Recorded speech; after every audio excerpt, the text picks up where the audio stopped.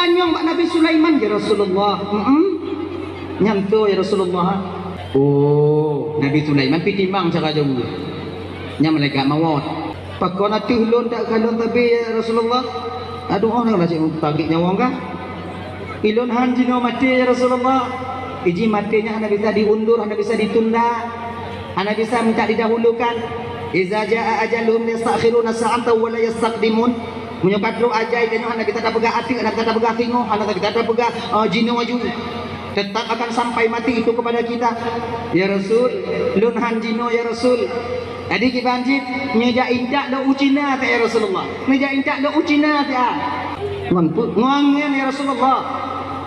Ati jino ju ya Rasulullah, tapi ati lun kalau. Maju ji, angen.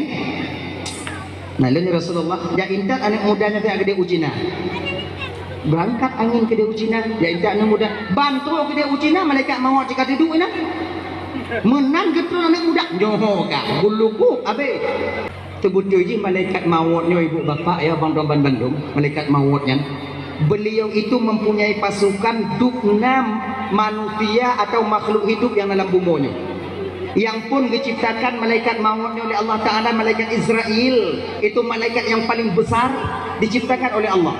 Kemudian diciptakan malaikat Israel, diciptakan oleh Allah dari tubuh malaikat Israel yang lain, yaitu jutaan malaikat Israel yang sama bentuknya dengan malaikat Israel. Kepa untuk membantu tugas malaikat Israelnya.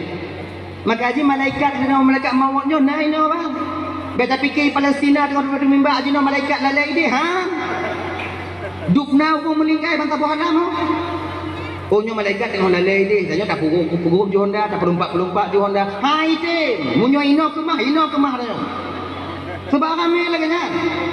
Dekat banyak pasukan bukti ni kau. Ada satu cerita.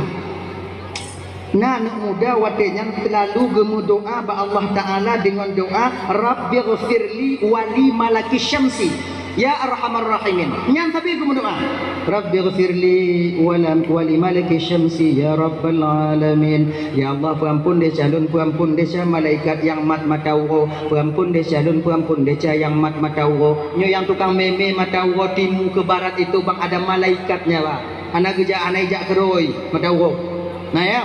Ternyata doa anak muda nyotruk bak malaikat mat matauho berbentuk nikmat dan rahmat Allah. Bertuk gede. Jadi malaikat matauho setiap harinya menerima doa daripada anak mudanya. Penasaran malaikat yang anak matauho. Bila izin Allah Taala, ya Allah ya Tuhanku, malaikat matauho lon kena laki izin ya Allah. Kuna jak kalon hamba dron ya Allah yang sabar kirim doa ku ulun. Jid ya Allah. Dipersilahkan malaikat. Berangkatlah malaikat mat matauho watenya sampai turun ke bumi, dia menyerupai dengan seorang pemuda. Ya miti anak muda ayo. Akhirnya menguruk rumah. Tak pintu. Assalamualaikum. Waalaikumsalam. Du. Padahal yang ketanyong oleh malaikat mat matauho. Anak muda, pebudoi gata yang berdoa ke malaikat matauho tadi, kena malaikat kena anak mudanya, pada depa, anak nong tepat no, pada depa. Nyokulun malaikat mat matauho. Megekem anak muda ya. Model-modelnya malaikat mat matauho ubit saban lagi lon je, begitu mat matauho ayo je.